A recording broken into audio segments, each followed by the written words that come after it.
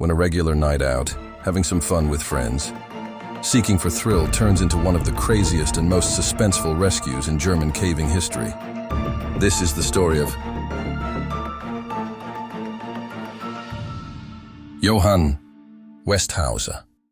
On June 8, 2014, Johann Westhauser, a 52-year-old caver, and two other cavers were out to seek some thrill and decided to explore the Big Thing Cave, or also known as the Resue Cave.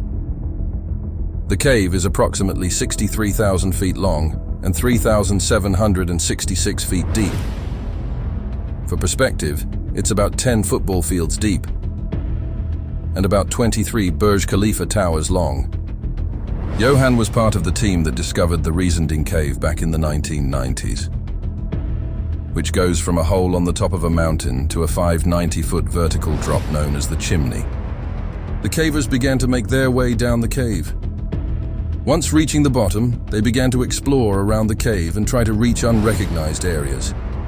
Johann, being the leader, went first into the dark areas. At one point, while making their way across a steep area, they started hearing little rocks falling from the ceiling. Johann started to worry. The other cavers, though, seemed to be less stressed and more excited to explore the dark and mysterious cave.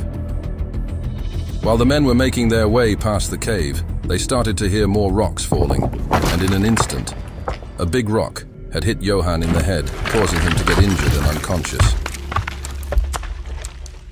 In a panic, the other cavers began to try and treat Johann's wounds until they decided one of the cavers would stay with Johann, while the other would make his way back to the surface. In a hurry, he began to make his way back up and out of the cave. With long passages and high areas, it took the friend 12 hours to reach the exit of the cave and get help.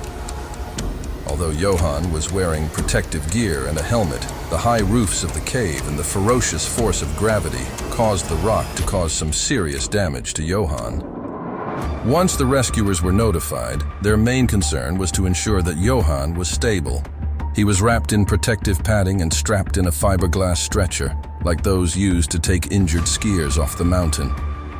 Then began the tortuous process of hauling him up the long cave, carrying him up vertical shafts and through passages so narrow that Johann's nose was nearly scraped by the low limestone walls. The cave was known by various professional cavers to be a very difficult cave to explore due to its large drops and small passages.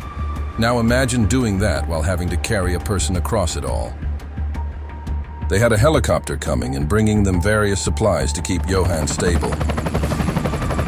The rugged mountain wouldn't provide the area for the helicopter to land, so they would have to drop the supplies into the cave using a cable. Within days, rescue workers began arriving from Austria, Croatia, Italy, and Switzerland.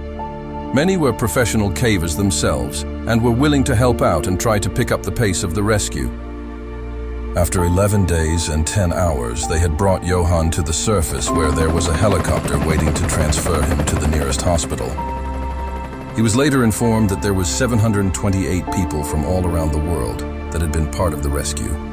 His one wish, once being healthy, was to thank all the rescuers and people that helped this miracle become true. The Rescue Association had spent almost €1 million on that rescue, becoming one of the most expensive and riskiest rescues in German history.